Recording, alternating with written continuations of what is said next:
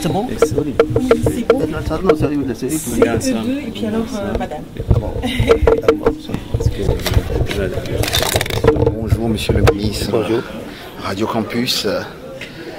À la dernière édition, nous avons parlé en aparté sur le rôle des ministres de la culture.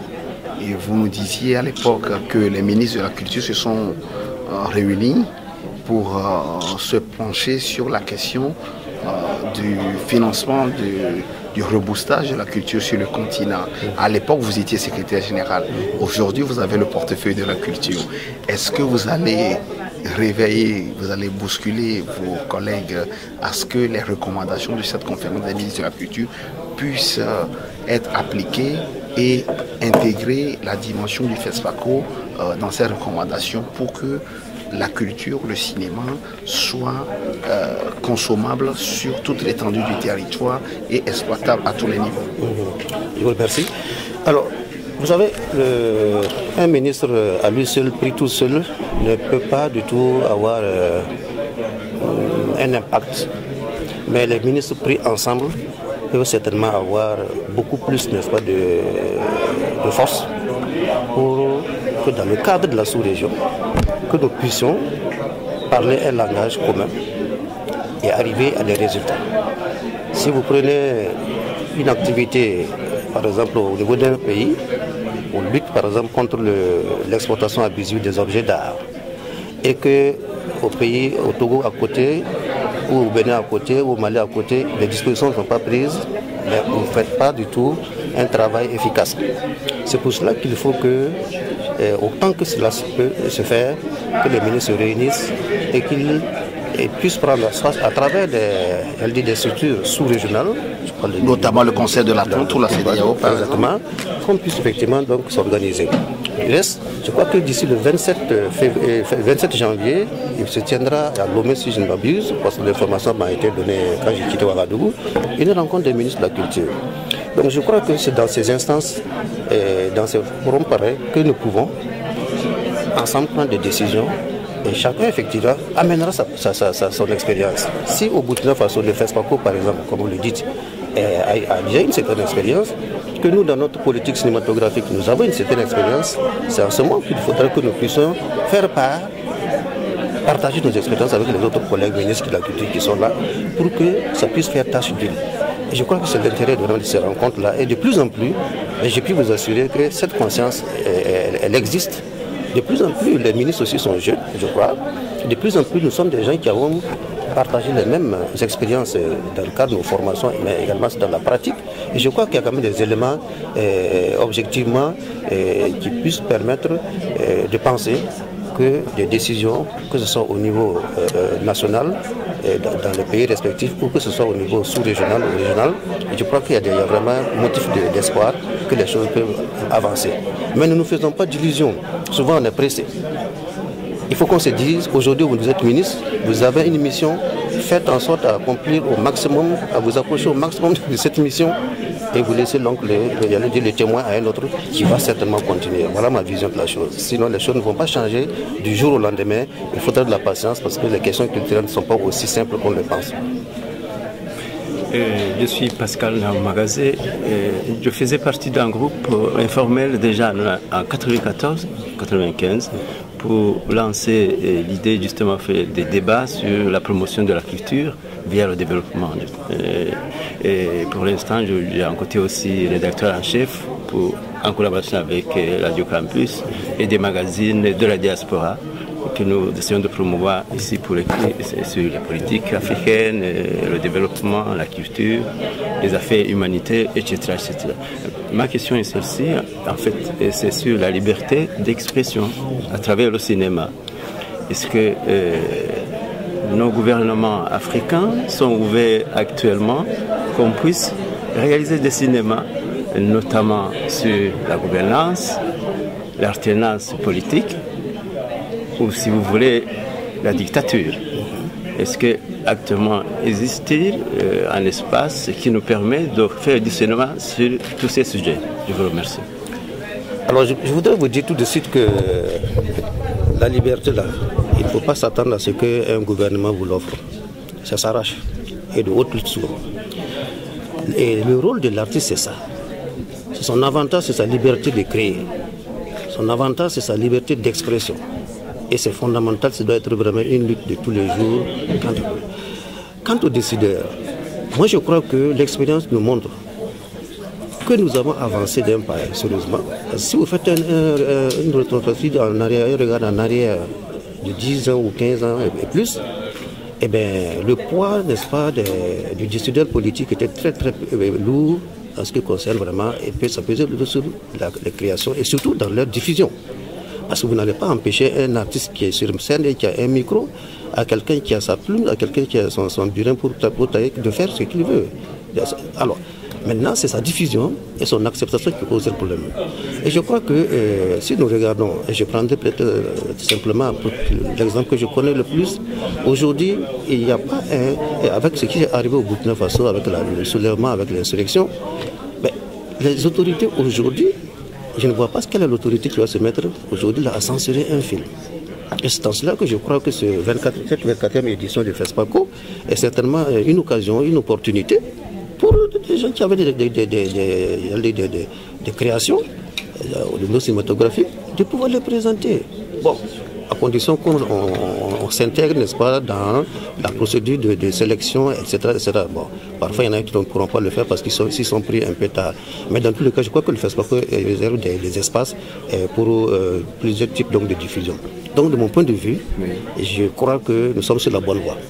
Nous sommes sur la bonne voie de permettre aux citoyens de pouvoir s'exprimer, de permettre surtout aux citoyens spéciaux que vous êtes, vous les artistes, de pouvoir vous exprimer également. Et c'est votre rôle d'être des éducateurs, d'être des leaders d'opinion aussi dans la. Et c'est vous qui traduisez certainement, j'allais dire, le sentiment donc, de l'ensemble des populations et des peuples. Donc je suis optimiste quant à la question. Merci Monsieur le Ministre. Merci beaucoup.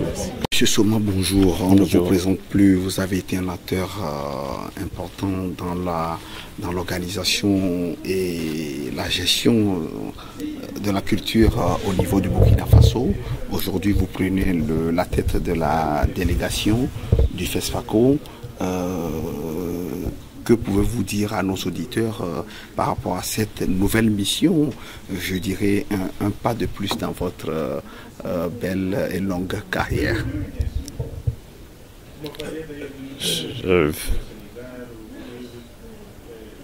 J'ai du mal à trouver la réponse parce que je suis quelqu'un qui a toujours apporté sa modeste contribution partout où, en tout cas, on m'a appelé, que ce soit les autorités du Burkina Faso ou les professionnels du cinéma africain, partout où on m'a interpellé, où on m'a confié des missions. J'ai fait de mon mieux pour, en tout cas, servir la cause du cinéma africain, donc à travers le poste que j'ai occupé au niveau de la Cinémathèque africaine de Ouagadougou, que nous avons créé, nous avons développé, et à travers aussi la direction artistique du FESPACO que j'ai occupé pendant de longues années pour travailler donc à améliorer la sélection du festival pour que ce festival-là, le FESPACO, soit effectivement une vitrine du cinéma africain qui rend compte tous les 2 ans de l'état de ce cinéma-là. Et aussi, j'ai été appelé à un moment donné à la tête du cinéma du Burkina Faso comme directeur général du cinéma et de l'audiovisuel au Burkina Faso pour travailler à faire avancer les choses, et notamment au niveau donc de la prise de textes d'application de la loi du cinéma. Nous avons essayé de faire des efforts à ce niveau-là pour accompagner l'organisation donc des entreprises du cinéma et de l'audiovisuel, mais accompagner aussi l'organisation des différents métiers du cinéma et des professionnels du cinéma. Aujourd'hui, on m'a appelé à la tête du FESPACO. C'est une nouvelle mission, c'est un nouveau challenge. Pas facile à mener, mais en même temps, quand je sens que j'ai le soutien non seulement des autorités du Burkina Faso qui m'ont appelé à ce poste, mais aussi et surtout le soutien des différents partenaires de ce festival et le plus important, le soutien des professionnels du cinéma et de l'audiovisuel africain, qui pour moi sont des amis que j'ai connus depuis plus de 20 ans. Nous avons grandi ensemble et aujourd'hui nous aidons les plus jeunes à grandir. Donc je me sens dans une famille, la grande famille du cinéma et de l'audiovisuel, et c'est cela qui me rassure. Merci, monsieur le délégué général, et bon vent dans cette nouvelle mission. Merci. Je me permets de prendre la parole alors que c'était pas prévu, mais il s'avère qu'on a présenté le film d'Angèle Diabang-Brenner, effectivement, qui parle du travail exceptionnel que le docteur Mukwege a depuis plusieurs années dans la région de l'Est du Congo et au Kivu. Tout le monde est au courant effectivement des problèmes que l'hôpital connaît.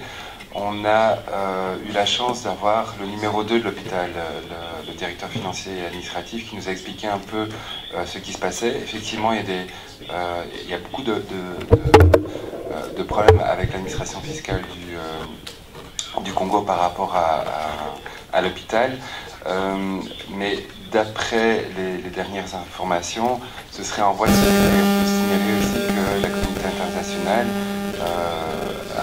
a fortement appuyé en fait le travail du docteur. Il a reçu le prix Sakharov là, récemment, et donc je pense que c'est en voie de bonne fin, mais la situation est effectivement très confuse, très compliquée. Ce qui a été dit aussi au moment de la projection du film d'Angèle, qui parle du travail du docteur, c'est que vous n'êtes pas sans savoir que le docteur Mukwege a échappé à la mort à plusieurs reprises, et que ce qui se dit, c'est qu'on essaie de le tuer économiquement en lui faisant des entraves. Mais on ne connaît pas plus de détails que ça par rapport à l'évolution de la situation, mais visiblement le terrain de compromis serait en train de se trouver. Voilà. Je vous remercie, Frédéric Chapelain. Madame, oui.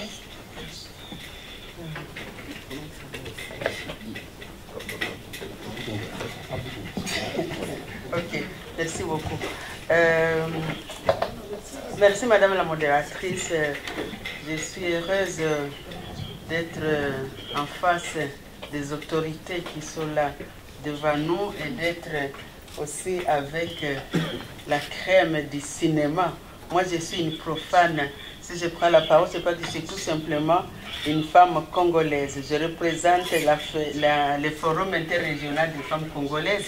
Et comme monsieur pose une question sur le Congo et que le responsable Africalia a fait le plaisir de répondre, alors quand je me trouve dans des lieux comme ça, je me sens moralement obligée de prendre la parole, non pas comme envoyée du Congo, comme que ce soit, mais comme tout simplement une citoyenne.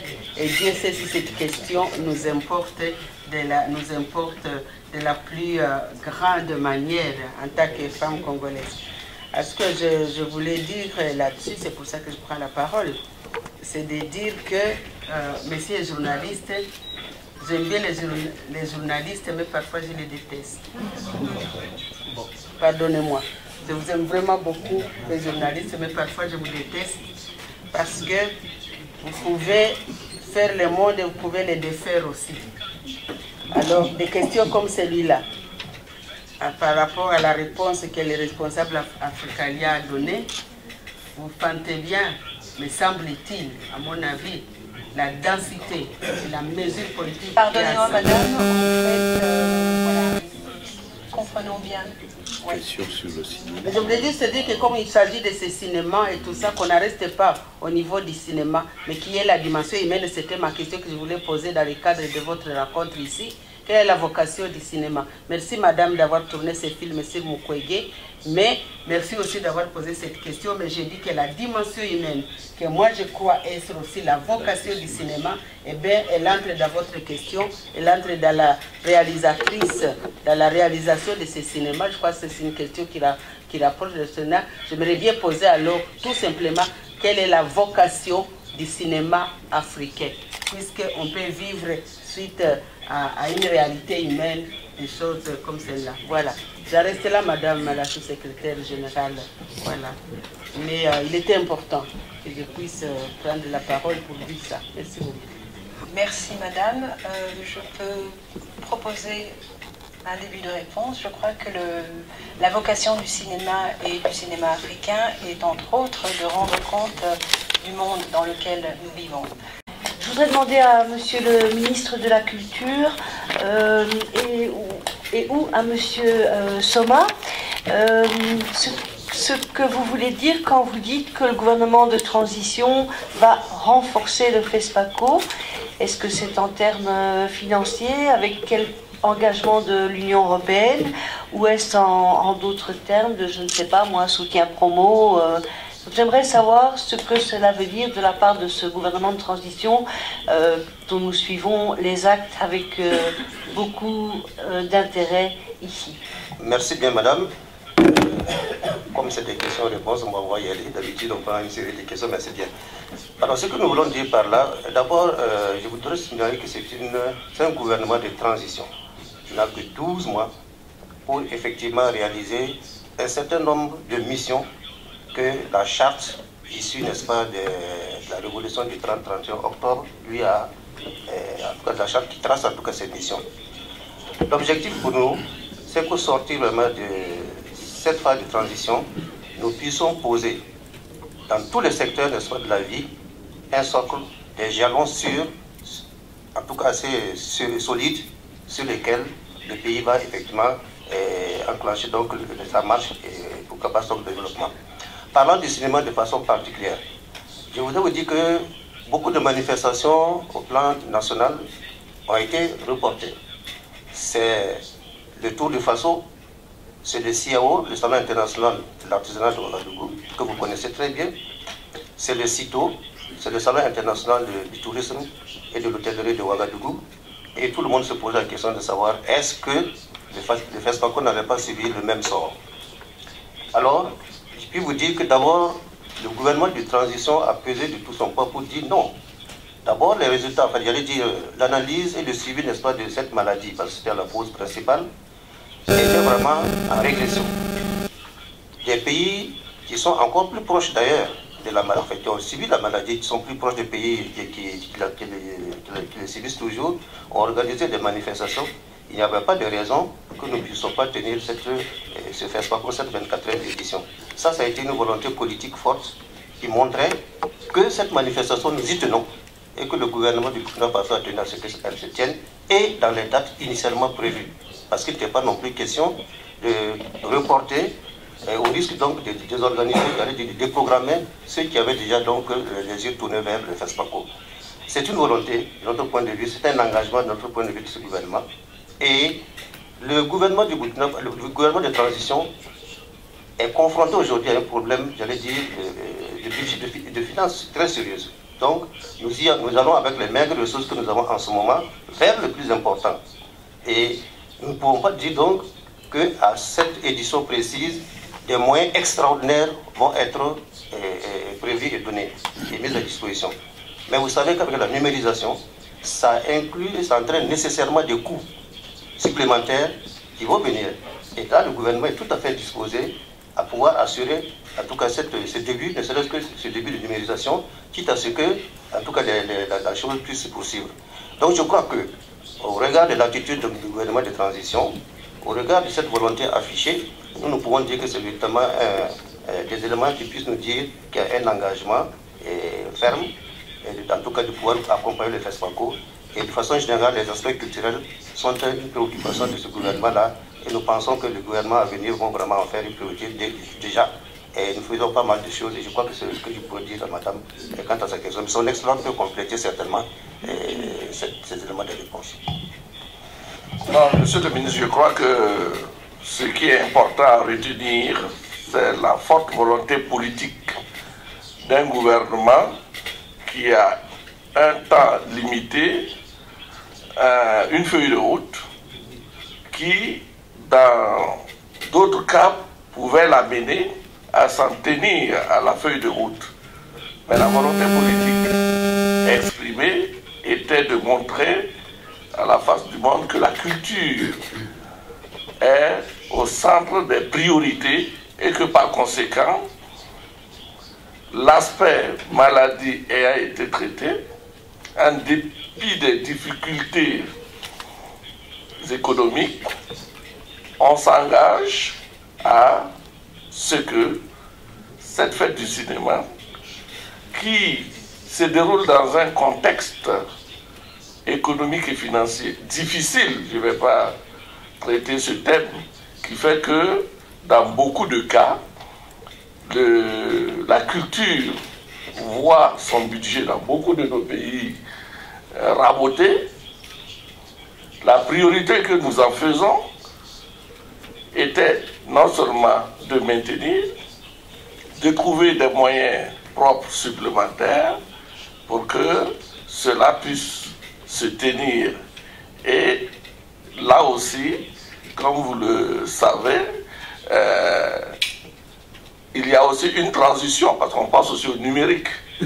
On l'a déjà annoncé, et ce volet de continuité doit permettre aux uns aux autres de se rassurer que cette fête aura bel et bien lieu. Et comme l'a dit le ministre, d'autres événements ont été reportés, tout simplement à cause de la maladie. Le Burkina a pris toutes les dispositions. Je pense que c'est à ce niveau-là que le ministre a parlé de renforcement pour que cela soit une réalité, afin que des hésitations n'amènent pas certains à se dire, bon, est-ce que ça serait comme les autres? Je pourrais dire que dans le contexte, ça serait pas moins que les autres.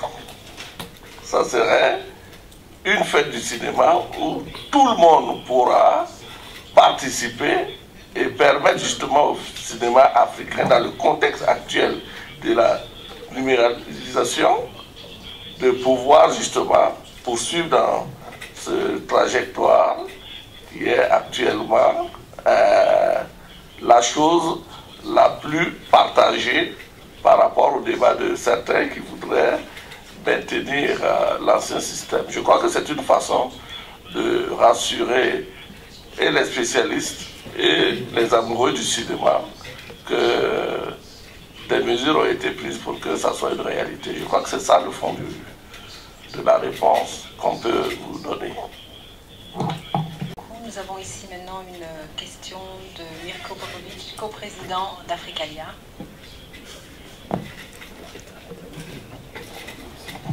Voilà.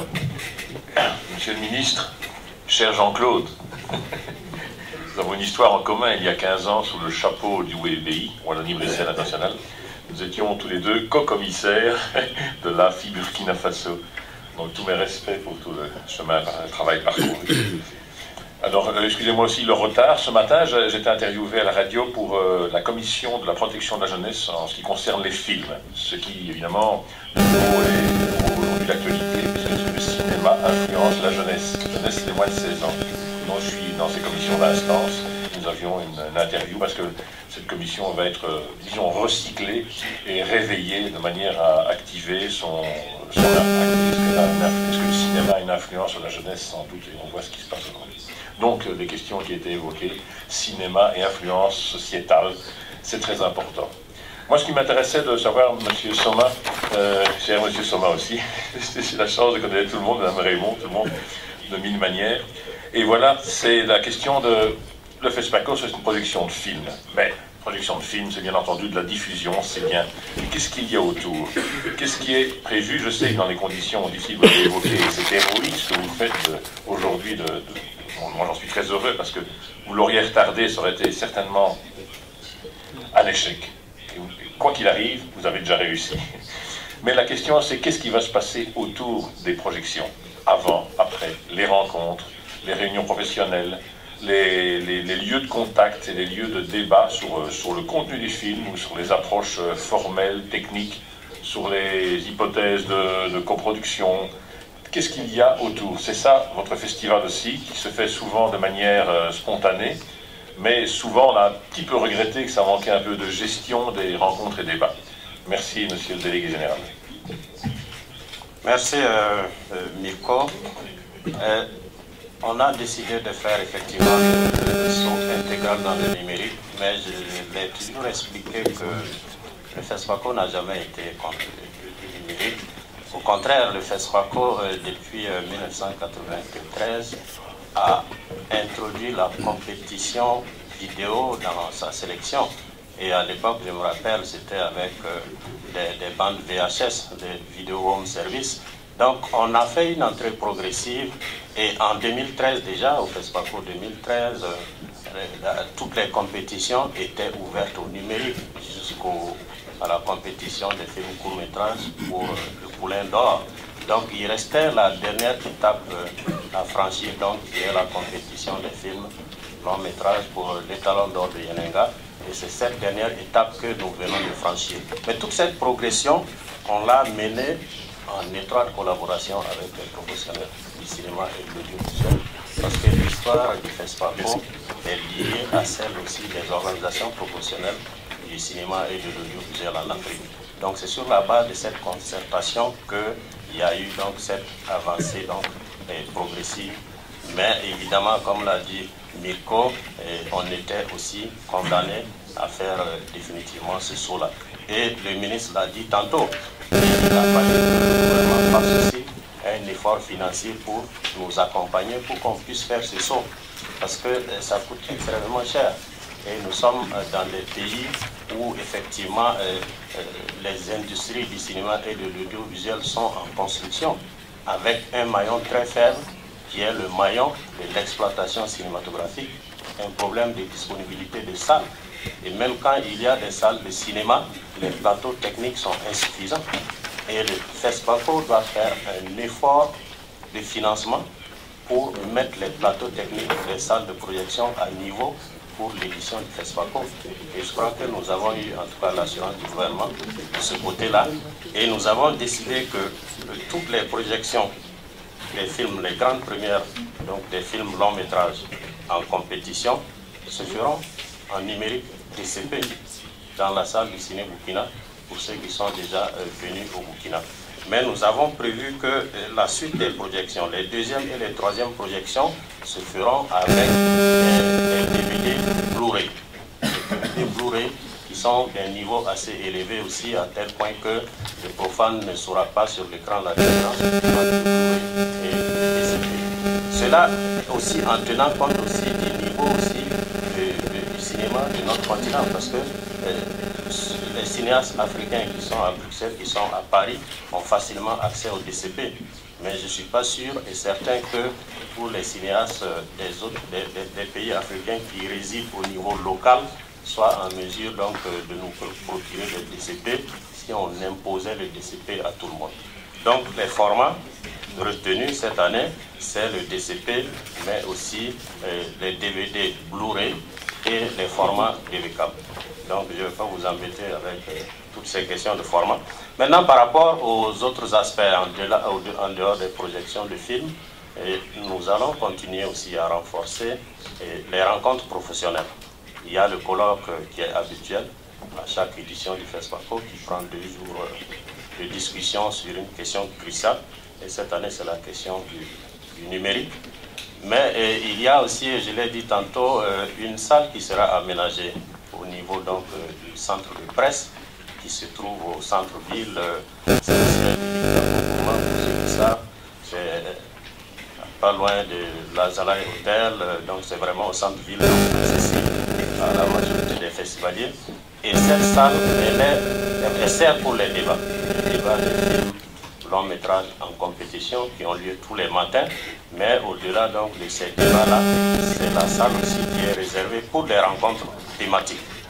Des rencontres thématiques qui peuvent être initiées par le FESPACO, mais des rencontres thématiques aussi qui sont proposées par les partenaires du FESPACO qui ont envie donc de partager avec les festivaliers leur expérience de partenariat qu'ils ont avec le cinéma africain ou le partenariat qu'ils ont simplement dans le domaine de la culture, parce que le FESPACO, en même temps, c'est un espace de rencontre sur le cinéma, mais aussi c'est ouvert donc sur la culture d'une façon générale. Le MICA. Le MICA, le marché international du cinéma et de la télévision africain. Cette année, malheureusement, nous sommes obligés de délocaliser ce marché-là vers le CIAO, qui ne se situe pas au centre-ville, c'est un peu à la périphérie de Ouagadougou. Mais nous sommes désolés de le faire parce qu'on avait réussi à l'organiser à l'édition dernière à l'hôtel Azalaï, qui est place centrale. Mais malheureusement, nous ne disposons plus de l'hôtel Azalaï pour cette édition-là.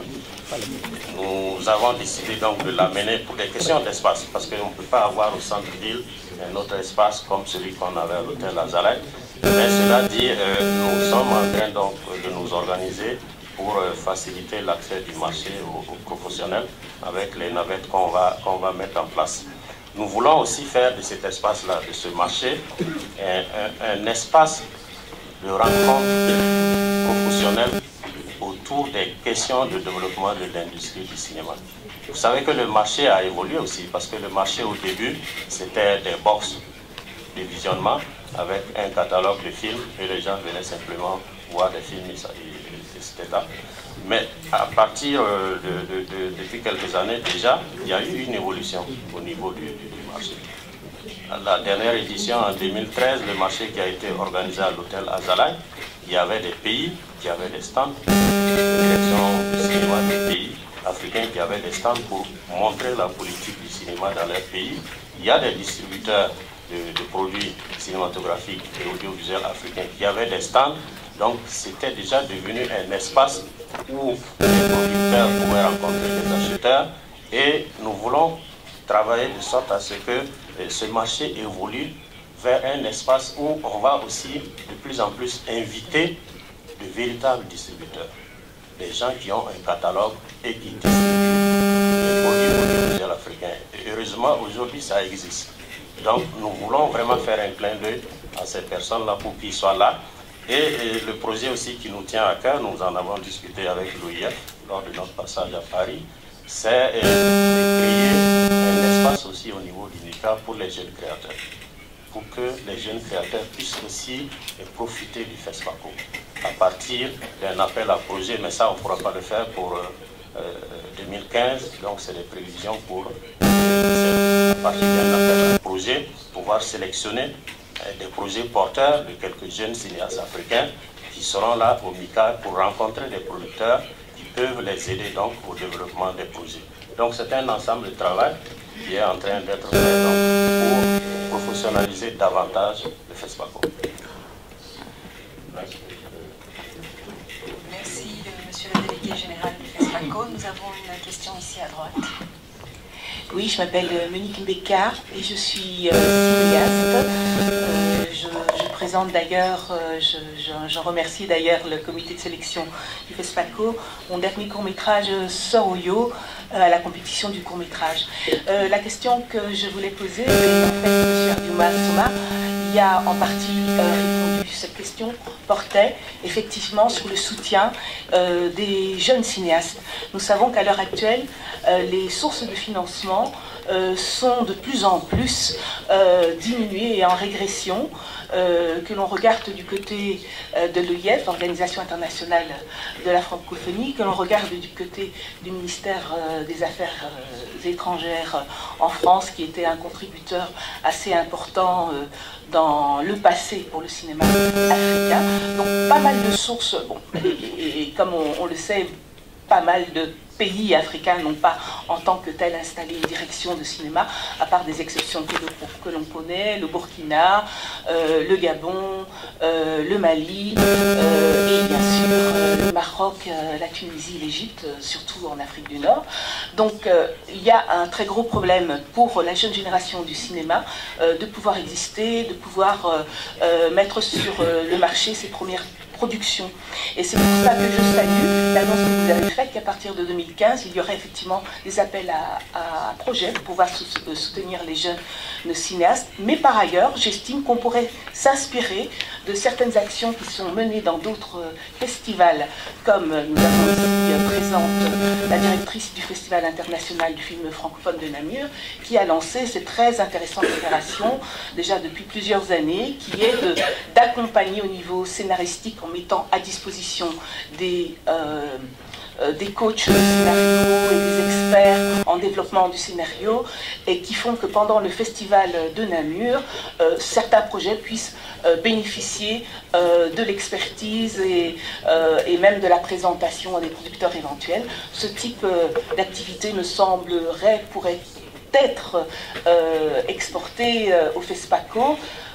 Il y a une autre activité que j'ai pu examiner en ayant eu mon dernier film sélectionné aux Journées cinématographiques de Carthage, qui est le TACMIN. Le TACMIN permet à des personnes qui ont lancé des projets avec beaucoup de difficultés, beaucoup de courage, mais qui à un moment donné sont étranglées financièrement pour pouvoir achever leur projet. Le TACMIN, aux Journées cinématographiques de Carthage, permet d'avoir cette aide à la post-production, c'est-à-dire pour des films déjà entamés, mais qui ont du mal à s'achever. Voici encore une autre option et possibilité qui, me semble-t-il, serait intéressante à exporter vers le FESPACO. Bon, effectivement, étant d'origine congolaise, j'ai en tête pas mal de projets congolais que je vois, de jeunes cinéastes que je vois barboter depuis des années sans s'achever, ce qui crève le cœur. Donc je crois qu'au niveau du FESPACO, ben, je parle du Congo évidemment, la situation est similaire dans notre pays. Je crois que ce serait ce genre de choses qui pourrait compenser cette régression et diminution des sources de financement que nous connaissons. Je vous remercie.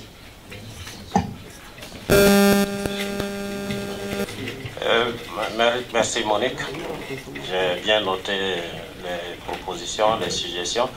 Évidemment, je pense que le FESPACO, on ne va pas inventer le fil à couper le beurre. Hein. On va s'inspirer des expériences très bien menées ailleurs pour adapter quelque chose qui soit le plus efficace possible. Et cela dit, concernant les financements, effectivement, qui diminuent des guichets qui ferment en Occident ou qui s'élargissent à plusieurs continents, qui rendent difficile l'accès à ces financements, même pour les cinéastes les plus anciens qui ont fait leurs preuves, ils ont aujourd'hui du mal à trouver les financements. C'est pourquoi au dernier FESPACO, vous vous rappelez, le thème c'était sur la question des financements publics en Afrique, donc pour soutenir le cinéma. Je crois que le colloque de 2013 de Ouaga a eu quand même quelques effets dans un certain nombre de pays qui ont commencé à prendre des dispositions pour relire les textes réglementaires, qui ont voté des lois. Le Burkina a voté sa loi déjà depuis 2004, mais je pense qu'en Côte d'Ivoire récemment, ils ont voté une loi sur le cinéma et l'audiovisuel.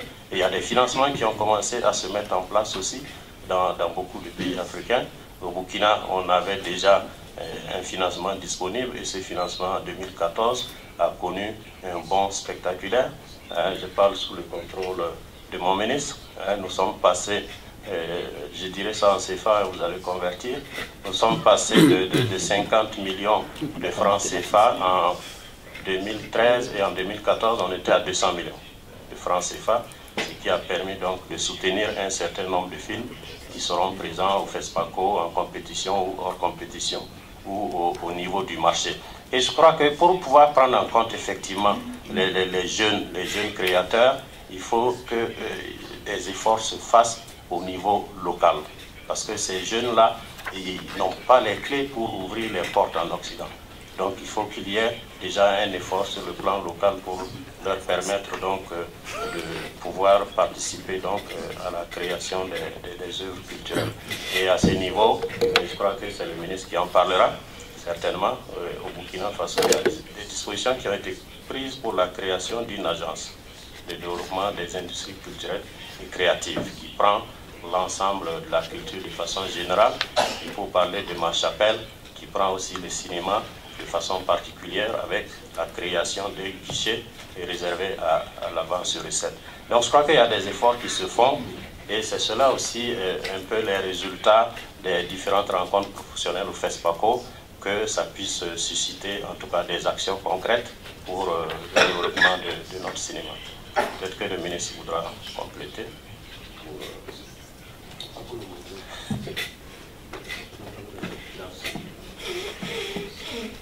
Voilà ici, question. Merci, je suis Mafarma du CIRTEF. Je voudrais parler des prix spéciaux, si c'est possible de l'évoquer ici. Mais avant d'arriver là, je pense que je voudrais rapidement souligner qu'en fait, le succès d'un tel festival, un festival comme le FESPACO, un vieux festival, repose sur une organisation rigoureuse, comme vous l'avez souligné tout à l'heure, une professionnalisation. Et merci de nous rassurer que malgré les ressources qui diminuent, malgré le contexte politique difficile, malgré le contexte sanitaire et la confirmation tardive, l'organisation du FESPACO ne prendra pas un coup lors de cette 24e édition. Alors pour revenir à ces prix spéciaux, je dois dire que certains organismes qui aimeraient accompagner le FESPACO par l'attribution de prix spéciaux, soit aux jeunes producteurs pour pouvoir les encourager, auraient des difficultés d'organisation sur le terrain ou même pas une grande disponibilité du FESPACO à les accompagner à partir du moment où ces organismes ne se trouvent pas sur le terrain. Est-ce que le directeur général peut nous un mot ou alors donner une plus grande orientation quand même apporter leur part contributive à la réussite de ce festival qui bien sûr repose sur les partenaires pour pouvoir encore voilà, je m'arrête là après cette question. Si je ne suis pas satisfaite, je viendrai à une autre question. Merci beaucoup. Merci Mafarma. En 2015, il y a une place importante qui sera réservée une fois de plus aux prix spéciaux à tous les organismes, toutes les ONG qui voudraient donc soutenir les cinéastes africains donc, à travers des encouragements par des prix spéciaux. On a au niveau de notre comité d'organisation une direction qui s'occupe spécialement de ces prix, mais en même temps nous donnons la liberté à tous ces donateurs de prix-là de s'organiser, de composer leur jury. Ils peuvent prendre des membres du jury parmi les personnalités que le FESPACO invite. S'ils prennent des personnalités qui ne sont pas parmi nos invités, l'invitation donc des membres du jury reste à leur charge. Donc on produit un catalogue, on mène un certain nombre d'activités, d'actions, de visibilité, mais il est évident que il est difficile pour nous de prendre en charge entièrement l'organisation donc d'un prix spécial d'un organisme. Ce que nous conseillons, les donateurs qui veulent vraiment faire un travail d'organisation, qui souhaitent avoir le maximum de visibilité, qui souhaitent même rencontrer les professionnels du cinéma pendant le festival, nous les conseillons d'essayer d'avoir des correspondants sur place à Ouaga pour les aider à mettre un petit comité en place pour organiser leur projet. Parce qu'il va être difficile pour le FESPACO de s'occuper de l'organisation de la participation de chaque donateur. Monsieur le délégué général du FESPACO, merci. Oui, nous avons encore une dernière question là-bas. Madame. Bonjour, Gia Mambou, journaliste spécialisée dans le cinéma africain. J'avais une question pour monsieur le délégué général, monsieur Soma. D'abord, je vous félicite pour la sélection. Et puis, je remarque évidemment le passage au numérique et l'intégration des films de la diaspora, parce que ça avait fait beaucoup de débats lors de la dernière édition en 2013. Cependant, il y a quand même... Enfin, je note quand même une faible présence toujours des films anglophones africains. Je pense que c'est un reproche qui avait été fait déjà à plusieurs reprises au FESPACO. Et toutes sélections confondues, à part quelques films d'Afrique du Sud et du Nigeria, leur présence est toujours minime ici. Les cinéastes aussi africains anglophones se sentaient rejetés, il me semble, à la dernière édition. Et je pense qu'ils se retournent même vers le festival de Durban, qui est un peu, comme on dit, l'autre festival pan-africain qui se trouve en Afrique du Sud. Alors je voulais savoir quelles étaient les lignées du FESPACO par rapport à ce fait-là. Est-ce que vous confirmez est-ce que vous confirmez ce reproche de devenir vraiment spécialiste dans le cinéma francophone, ou alors vous resté en première position de ce festival, enfin le premier festival dans le continent, en regroupant toutes les langues du continent. Merci. Le FESPACO, comme son nom l'indique, c'est le Festival panafricain du cinéma et de la télévision de Ouagadougou. C'est un festival panafricain qui connaît la participation des cinéastes qui viennent de toutes les régions de l'Afrique. J'ai dit tantôt 20 films de réalisateurs provenant de 17 pays. Il est vrai que quelquefois les anglophones se plaignent parce que quand ils arrivent à Ouagadougou, on ne parle pas beaucoup anglais. Mais le site du FESPACO, il est en français et il est en anglais. Et tous les documents officiels du FESPACO sont dans les deux langues, le français et l'anglais. Et il y a une interprétation au niveau de tous les débats officiels du FESPACO. Toutes les cérémonies officielles sont traduites en anglais. Mais évidemment, on ne peut pas faire en sorte que toute la ville de Ouagadougou parle anglais dans le FESPACO. Cela va être assez difficile si nous sommes un pays francophone qui organise une manifestation panafricaine.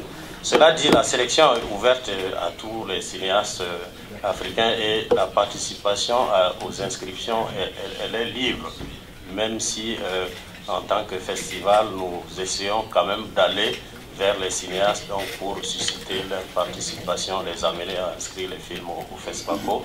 Et je crois que cela se traduit par le fait que, vous savez, en Afrique, nous avons plusieurs types d'industries du cinéma. Et l'industrie du cinéma dans les pays francophones est assez différente de ce qui se passe dans les pays anglophones. Et vous vous rendrez compte aussi que quand on parle du numérique, les cinéastes africains francophones ont eu du mal à franchir le pas numérique, pendant que les anglophones, depuis l'époque du VHS déjà, étaient dans cette démarche-là. Et en même temps, même au niveau du fond, la démarche même économique n'est pas la même. Donc je crois que c'est tout cela qui influence le fait que quelquefois les anglophones ont du mal à venir vers nous en pensant qu'ils ne sont pas acceptés, alors que le festival est ouvert en fait à tous les Africains. Nous continuons à faire ce travail-là comme nous sommes passés maintenant à la numérisation intégrale. Donc notre communication va se renforcer, toujours à l'endroit donc des anglophones et des lusophones aussi, pour leur dire que maintenant, tous les cinéastes africains sont dans la même démarche économique du cinéma, faire du cinéma pour le développement de l'Afrique, faire du cinéma pour avoir de la plus-value. Monsieur Soma, délégué général du FESPACO. Une toute dernière question et puis on va clôturer ici. Merci beaucoup. J'adresse toutes mes félicitations à M. Soma, mon collègue et qui vient de très très loin, et je crois bien qu'il connaît toutes les difficultés du cinéma africain, du moins de l'intérieur, et aujourd'hui la responsabilité vraiment de tenir le bâton, et j'espère, je lui souhaite longue vie et longue carrière avec toute l'expérience qu'il a pour pouvoir amener ce grand forum de cinéma africain vers l'avant. Et je note, peut-être pour faire la synthèse de ce que Mirko a évoqué tout à l'heure, Monique également, Beka venait de le dire, j'insiste beaucoup sur l'apport de la jeune génération et par rapport au travail du numérique. Et je voulais insister et aussi faire une recommandation. On parle du numérique qui est, je dirais, dans la production et la réalisation des œuvres. Le court-métrage constitue une étape, constitue ce qu'on peut appeler la pépinière du cinéma. De pouvoir accorder aux auteurs de courts-métrages qui ont même dévancé dans l'expérience et dans la maîtrise de la technique audiovisuelle par rapport à la technique classique du cinéma, d'accorder une place importante lors du forum, lors des échanges, lors de la prochaine édition, d'accorder une place importante et à écouter les jeunes auteurs qui, avant cette reconnaissance du numérique, même nos compatriotes de l'Afrique anglophone, qui, même si leur démarche est un peu atypique, peut-être moins cinématographique dans le sens classique, de pouvoir intégrer toutes ces expériences, parce que c'est dans les échanges et dans la communication de toutes nos expériences que nous pouvons aller de l'avant et que nous pouvons asseoir une industrie cinématographique conséquente. Et si on doit prendre le numérique par le dessus, c'est-à-dire par les longs métrages, par les expériences, je ne dirais pas de personnes, même si expérimentées, mais par les techniques classiques de la production classique, et parce que le numérique arrive et que finalement on peut se réintégrer ou s'assimiler, je conseille énormément d'accorder la place aux jeunes auteurs, aux créateurs de courts-métrages, que je considère comme la pépinière, et de pouvoir donner une place pour les écouter, parce que demain, je pense que de courts-métrages d'aujourd'hui, on peut avoir des œuvres pertinentes et de longs-métrages pour demain. Merci.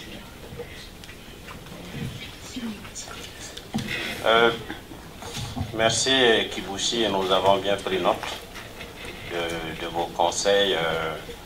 La jeunesse, les jeunes créateurs ont une place importante au FESPACO.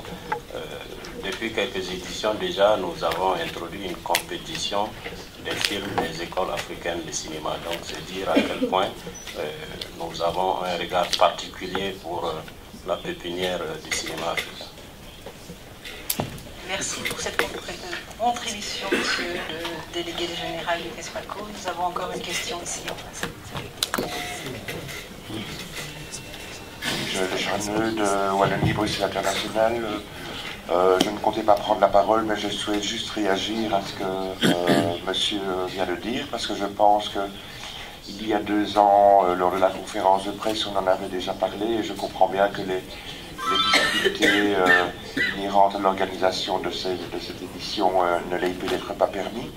Mais dans le cadre du développement de l'industrie culturelle, je crois qu'il était important de réserver une compétition cinéma d'animation, qui est un genre à part entière et qui, justement, les jeunes auteurs sont aussi dans ce secteur, et qu'au niveau de développement, de gisement d'emploi, je pense qu'il serait important de réfléchir à ce qu'il y ait une compétition réservée au cinéma d'animation.